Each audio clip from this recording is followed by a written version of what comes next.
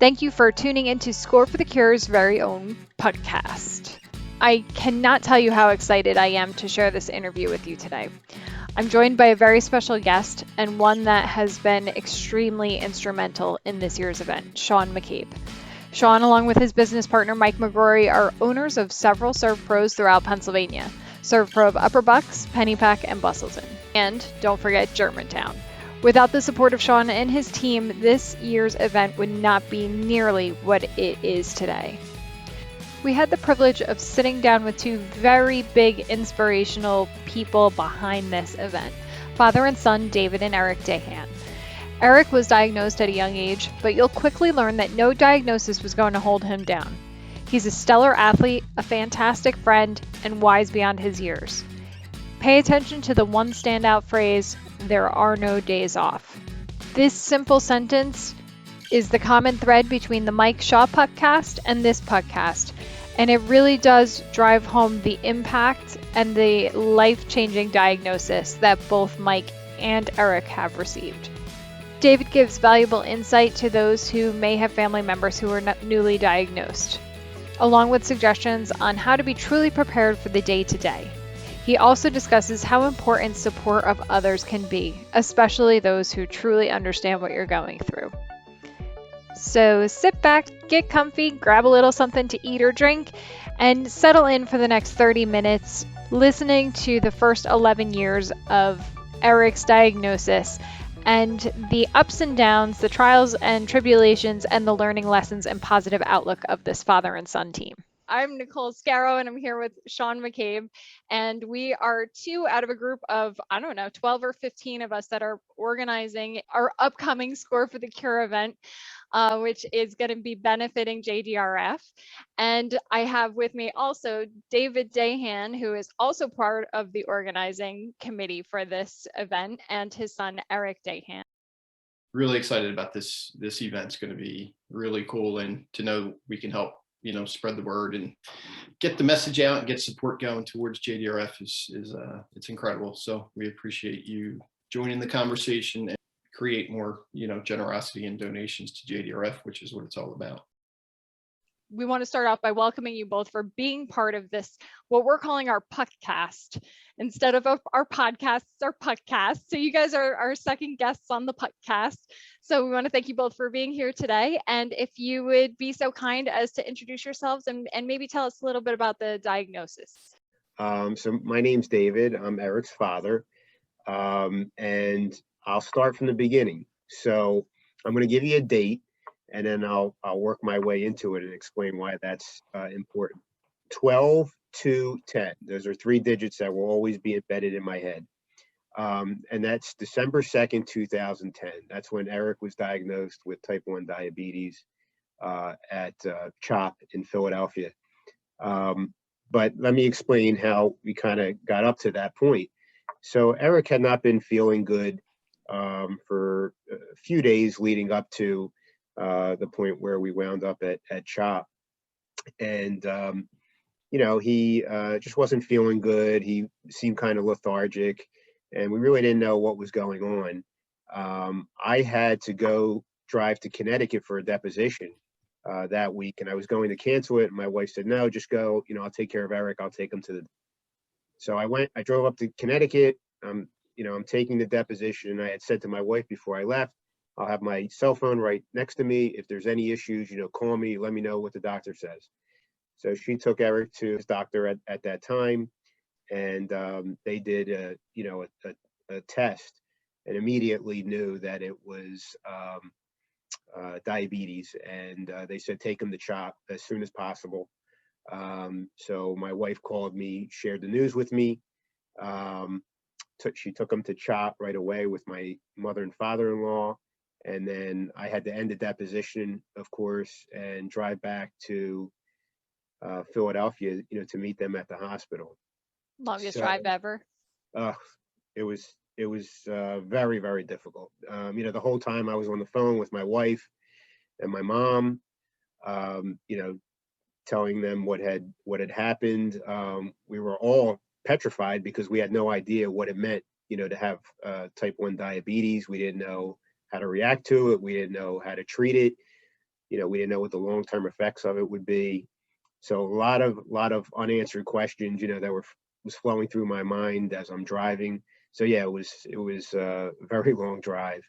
And then, we finally I finally got to CHOP, and, Eric, was in the hospital. And my first view of him was he was in, the bed and literally had IVs, one in each arm. Um, and, it's very difficult to see your child going through that. So um, it was just very difficult to go through.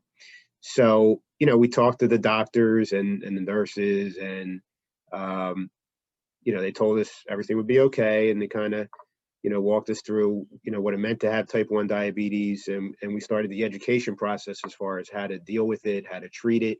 And we were in the hospital for 4 days. Uh, and my wife and I stayed there the entire time. And, the funny story is they normally only let you have one parent, sleep there. But we both insisted we're not going anywhere. We're going to stay there. So we stayed there all 4 days. And as part of that process, you go through education classes where they tell you how to treat it, what you're supposed to do. Part of that is you got to basically prick your finger every single time you eat or put something in your mouth, and test your blood sugar, and learn how to regulate it by giving yourself, insulin. And the one thing I want to say, because this kind of always, stuck in my head. So when we were there, we were in the endocrinology, area. And obviously Eric wasn't the only one who got diagnosed at that time. There were other children in there who got diagnosed. And, when you first get diagnosed, you have to give yourself insulin through a needle. You don't have a pump or, anything yet, because it's still early on in the process. So, kids are not used to getting needles, every time they eat, just to be able to feed themselves. So I just remember literally hearing cries and screams from other children, within that unit. And it was just heart-wrenching, to hear that. But things do get better, and they did. And I don't want to steal Eric's thunder, but he was and is a phenomenal athlete. I've had the fortune of coaching him in basketball, baseball, soccer, mostly basketball because that's our number one sport. A little bit of ice hockey, and he thrived. He made the middle school team, he made the high school team, and was able to be part of that. So that was a tremendous experience. And he set his mind to it. And he said he wasn't going to let this slow him down, and he definitely did that. So that was kind of how the process started. And obviously it was an evolution since then. He's gone through different methods to give himself insulin, first through a needle and then through a pump. Was the biggest, I guess, fear factor just the unknown at that moment? Like, I try to put it in perspective, and yeah, it's not something you necessarily need to know about until you need to know about. So I'd imagine it would be shocking for me, like, to hear that. Yeah, something now we have to deal with, and we don't know anything about it. Yep, no, you hit it right on the head, Sean. Absolutely, it was the unknown. I had heard about type 2 diabetes, and I just, every time I would hear diabetes, I think I had some family members who had it, but they always seemed to be able to treat it with like a pill or regulating their diet. It wasn't having to get injections, and as far as I recall, having to test your blood sugar on a regular basis.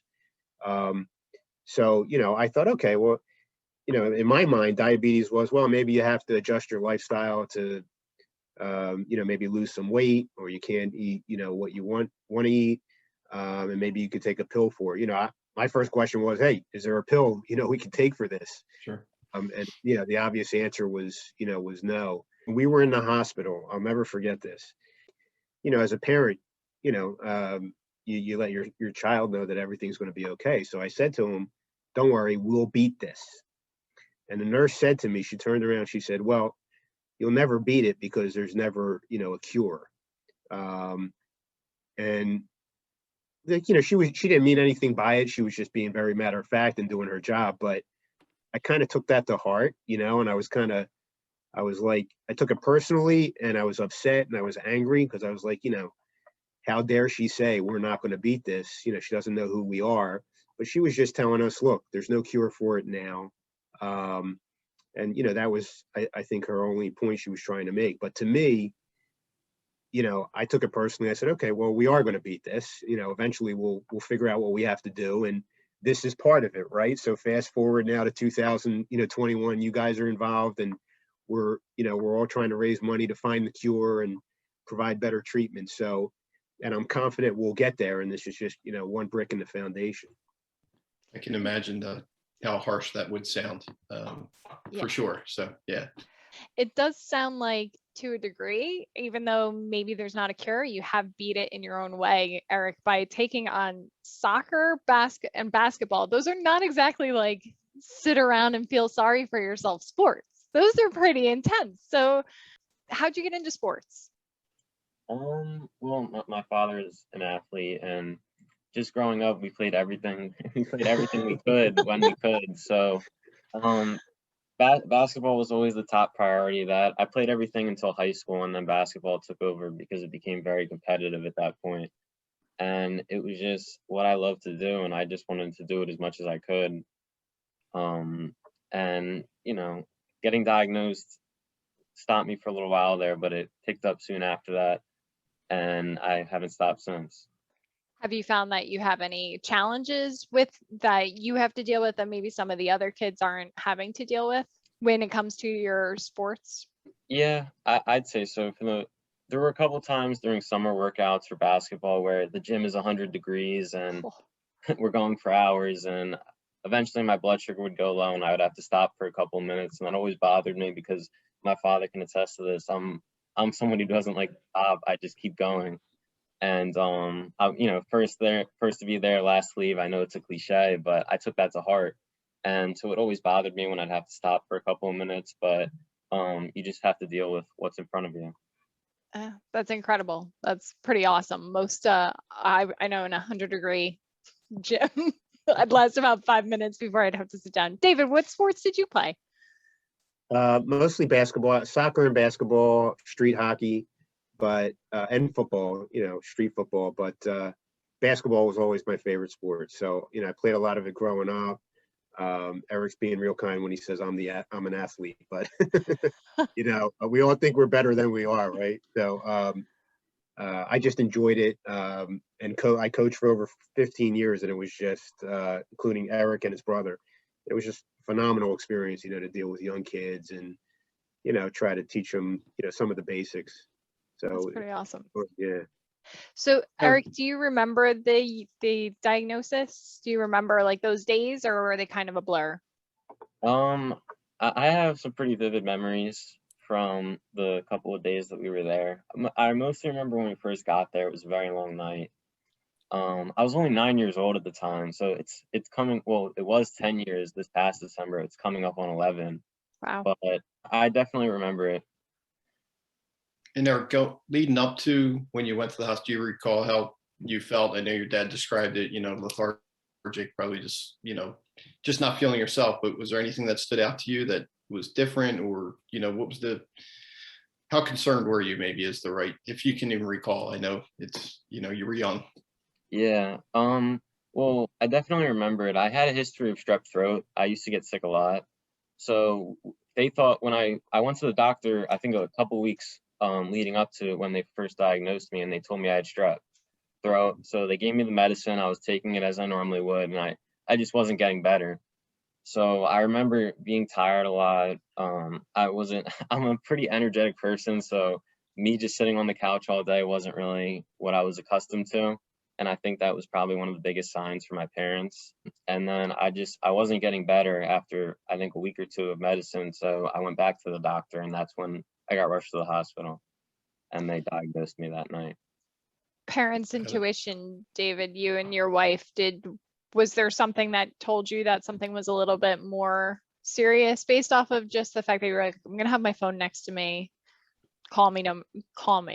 Yeah, because this went on for a few days, and we were very concerned. And, one of the doctors said, if we, it could have been bad if we didn't bring him in, when we did. So, you hear that and it's kind of scary, but yeah, we knew something was off. I don't know that we really suspected it was diabetes because he had actually been tested like I think a year before that. And they said no, he's fine. It's not diabetes. And so in our mind, we kind of just kind of kicked it out of our mind and didn't think that was going to be it. But yeah, he was,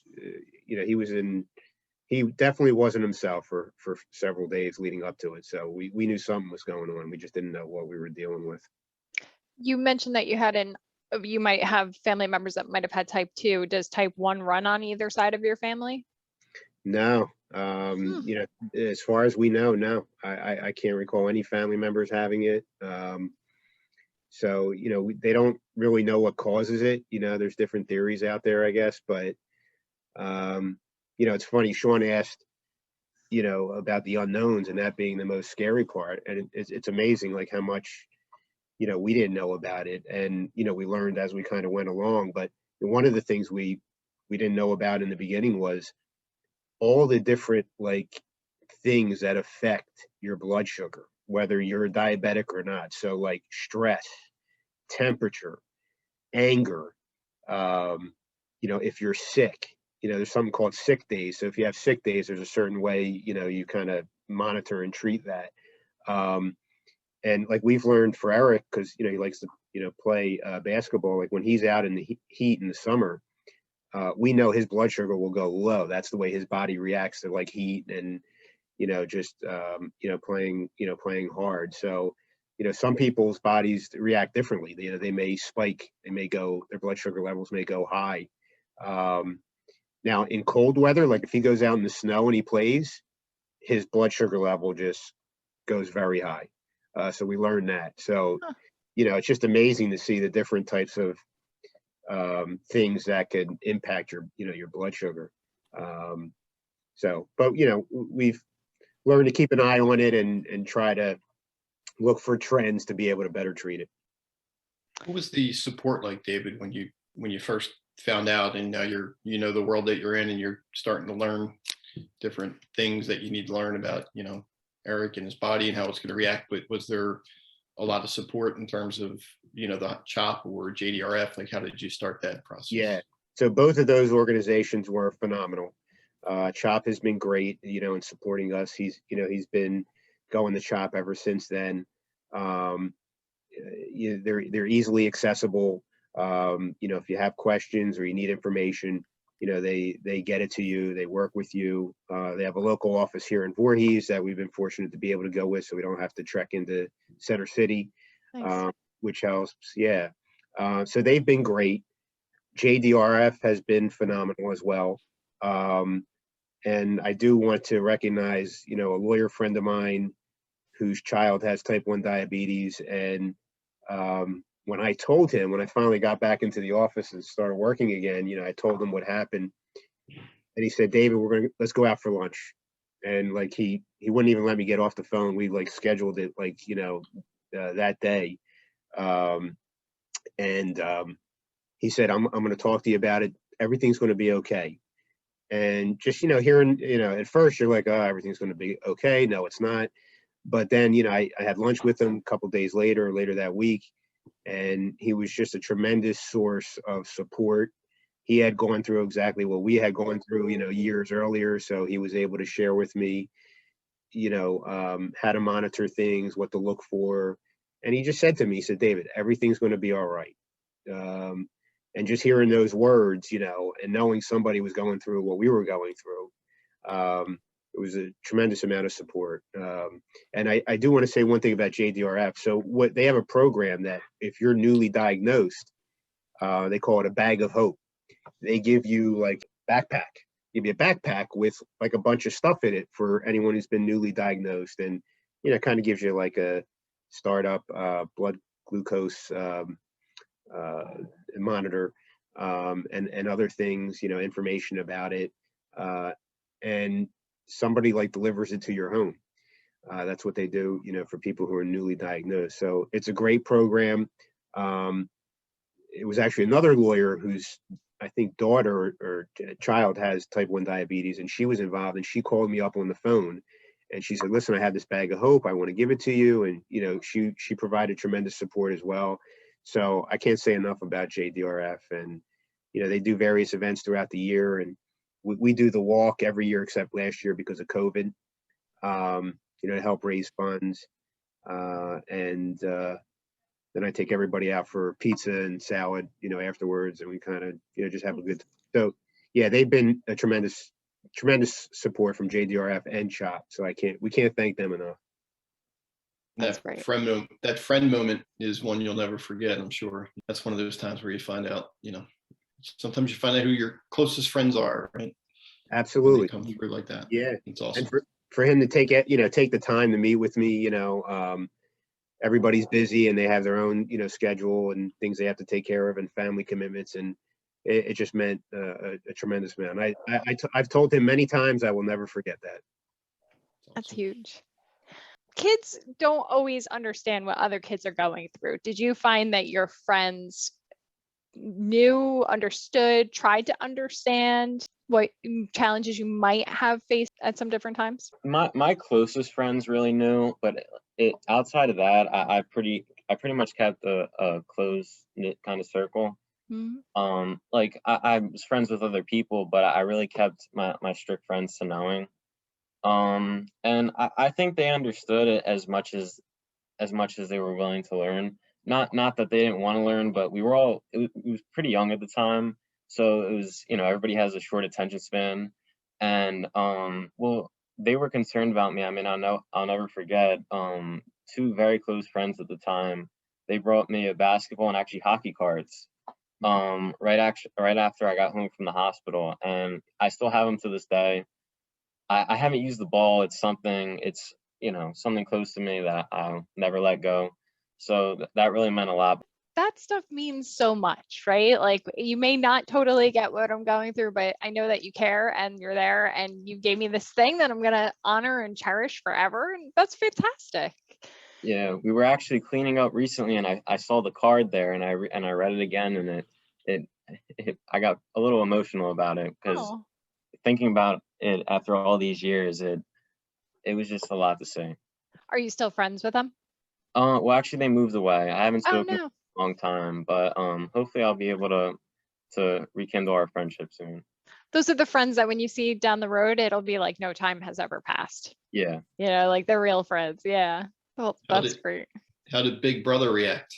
Or how did he, how did that play itself out? When did he learn? Was he part of it right away? And what kind of role did he take on with you? Obviously, it impacted Eric the most because, he has type 1. But it does affect the entire family, Sure.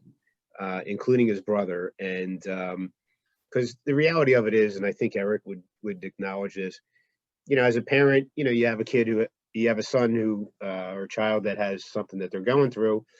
And the natural tendency is you spend a lot more focus and attention, on that child to give them what they need. And that definitely happened here. So, to be brutally honest, I think his brother didn't get as much of attention as he may have normally, and that's just reality.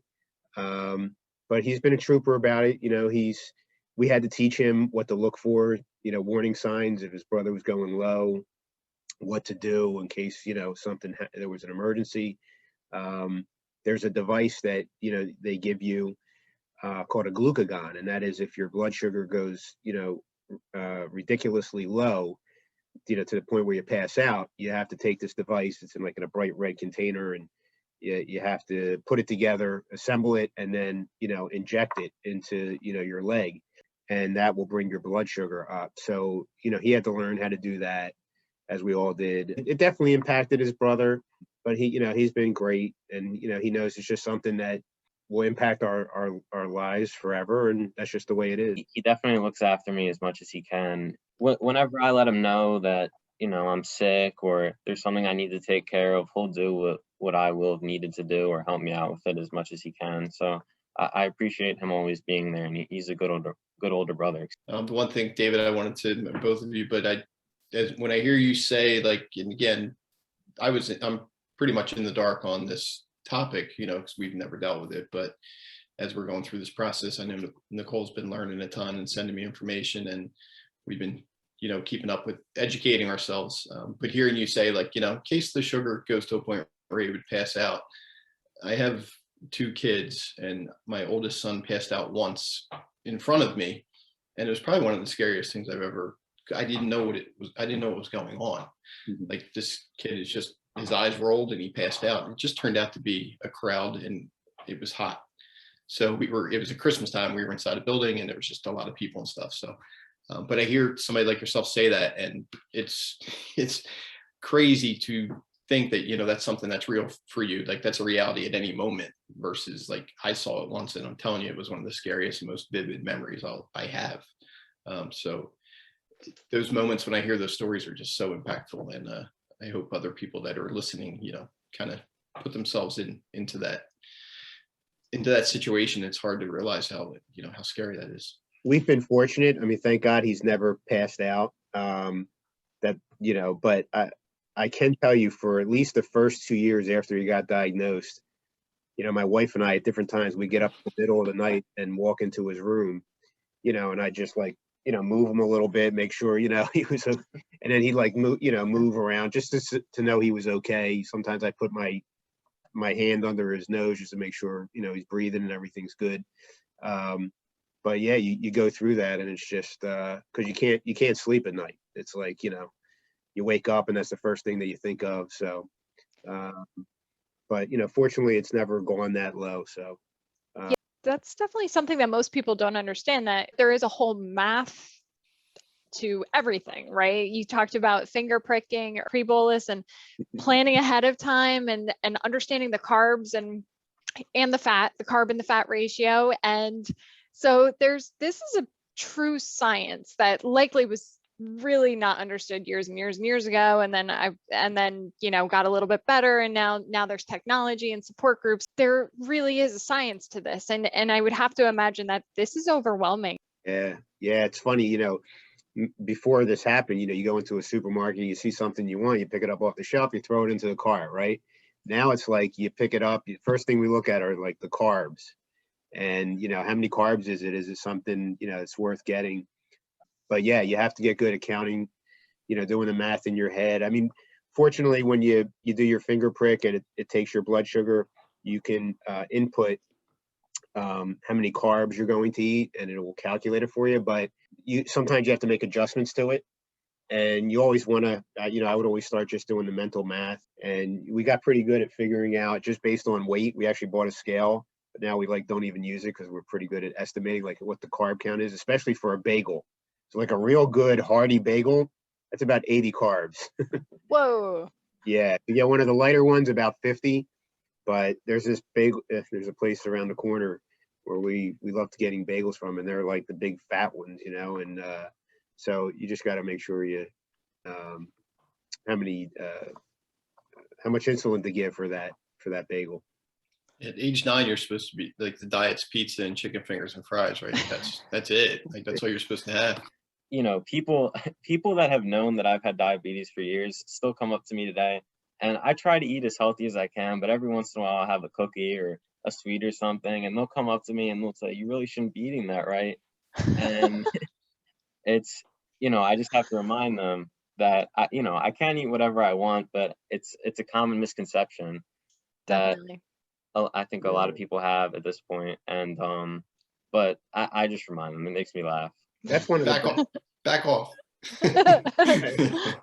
That's one of the tremendous benefits. He has, both him and his brother are very healthy eaters, So, like, if he sees me eating a donut, he'll be like, "Dad, don't eat that." He'll give me the guilt trip.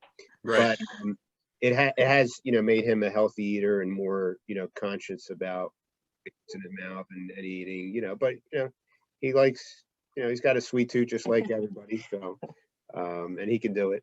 It's funny though, the biggest myth about diabetes, like, we'll tell people, we'll talk about it and they'll say, "Oh, so he can't eat bread or he can't eat bagels anymore." No, he can eat it. You just have to make sure, you have enough insulin to cover it.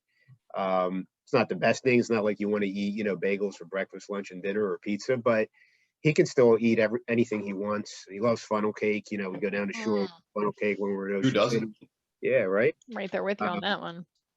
So he can still eat anything he wants. It's just, you just got to make sure you give enough insulin for it. That's the one question, David, I wanted to ask specifically for you and your wife, probably the most. Just, you're going through this process, and like, how immediate was it that you had to start, checking inventory before you left the house? Like, you're checking with each other, right? Like, do we have this? Do we have that? Like, that had this, I guess that started right away. Oh yeah, absolutely. Especially, if we were going to go down the shore for the weekend, and we were going to be away from the house for, a long part of the day. And we just developed like a check system. So she would check first, and I would, re-inspect the bags, make sure we had all the supplies, everything we needed, or vice versa. Even to this day, he has his monitor, and I'll look at it, before he puts it in his bag, before we leave somewhere. He does it as well, and his mother checks it. So, we've developed a pretty good checks and balances routine just to make sure we have everything we have. We also have like we're going away for a long period of time, like down the shore for a weekend. We have a separate carry bag with extra supplies, and we have an extra, at least one, if not two, monitors to check his blood sugar that we'll take with us when we're away. So are you going away to college? So this was actually my first year of college, but I was at home the whole time because all our classes were online. So hopefully this fall. I kicked him out. I said him and his brother got to go back to school in the fall, move out, do your own thing. So are you a little bit nervous? You think you've got this, like you're ready to go? Everything like diabetes wise, I think I'm fine. Naturally, I think I'm nervous because it's the first time I'm gonna be leaving, like, really away from home. I'm excited, nervous at the same time. It's a mix of emotions. I'm sure. That's exciting. What are you going for? Right now, communication with a concentration in a media production. That's fantastic. Do you hope to do something with sports with the communication, like some sort of broadcasting or something, or podcasting, or where do you think you're going to go with it? I'm still trying to figure it all out, but I really, through high school, I really took a liking to film. So I'm really looking into that right now. I had a great teacher who really inspired me to keep going with it and see where that takes me. So I'm going to stick with that for right now. If you've got that love, you got to follow the love. That's where you'll be the happiest, I think. I think, in any bad situation, there's always good that you can take away from it. What are some positives that you think you can take away from this experience that you didn't really have a choice of, but that you could benefit from? I felt like I was pretty responsible for my age, even though I'm kind of all over the place at times. I really had to look after myself and remember to take everything that I needed. I have a bag. It's actually right next to my hip right now that has everything in there. My dad was just talking about how we double and triple checks it before we leave. So it definitely made me more responsible, and it gave me a sense of independence, I feel like, because I really, when I was away from them, I really had to look after myself. So, there are no days off. I always had to be on top of things, and I think that gave me a greater appreciation for the little things, just not taking things for granted and realizing that we're lucky to be here every single day. I came close to passing out a couple of times. I had a couple bad days, actually recently. And it just gave me a greater appreciation for life and everything I'm blessed to have. That's pretty incredible. We had talked to Mike Shaw. Eric, you'll meet Mike at the event, but he mentioned a similar type of thing where it was just this awareness came to him at one point where he's like, I really have to take responsibility. No day off it stuck with me when Michael said it, and now you've repeated it. And again, for anyone listening or just for the perspective, that's a really hard thing to put in perspective, that this is with me every day. And I have to deal with it. I don't get a day off. That's not many people have to deal with something like that. So kudos to you for accepting it and, managing it as well as you have along with your family. Definitely. You mentioned, your lunch and how impactful that was. So somebody comes to you today and they are, they have a 9-year-old that was just diagnosed with type 1. What's your advice? Yeah. What's the number one thing you would tell someone? I would make the same offer. I'd offer to support them, talk to them on the phone, take them out. Everything's going to be okay. Those are the words that, were said to me, and I would tell them the same thing. It may seem overwhelming right now, but as time goes on, it definitely gets better. Your support network will grow. Just take it one day at a time.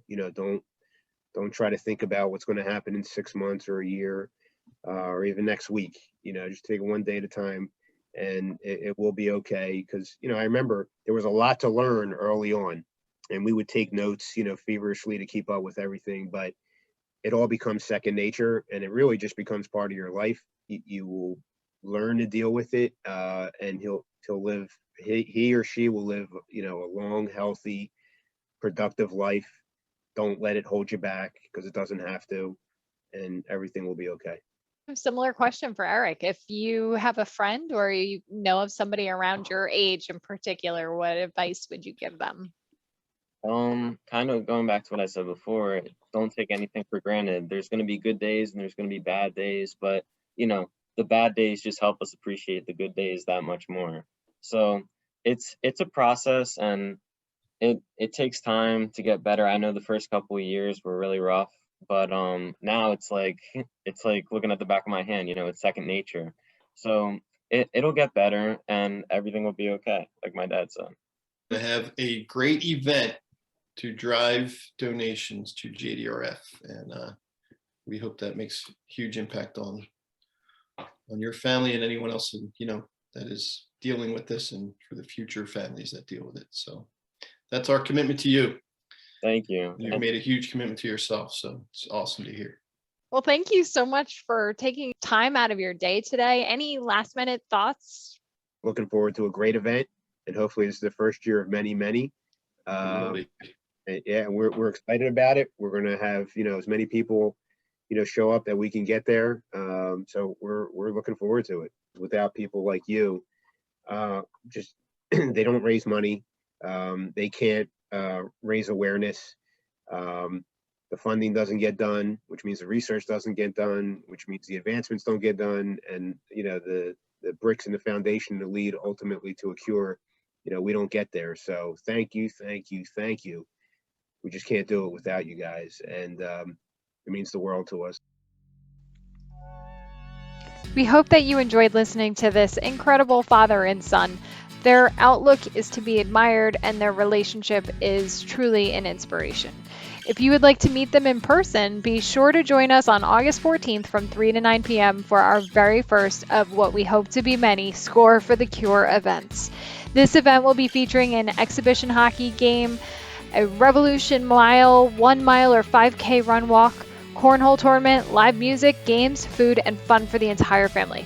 Put it on your calendar today and figure out ways to join the team and raise funds toward our goal. Visit scoreforthecure.com for more information, or email us directly at jdrfhockey@gmail.com. Play hockey, run, walk, volunteer, raise funds, raise awareness, come out and support the day, but most of all, spread the word. We can't wait to see you at Score for the Cure.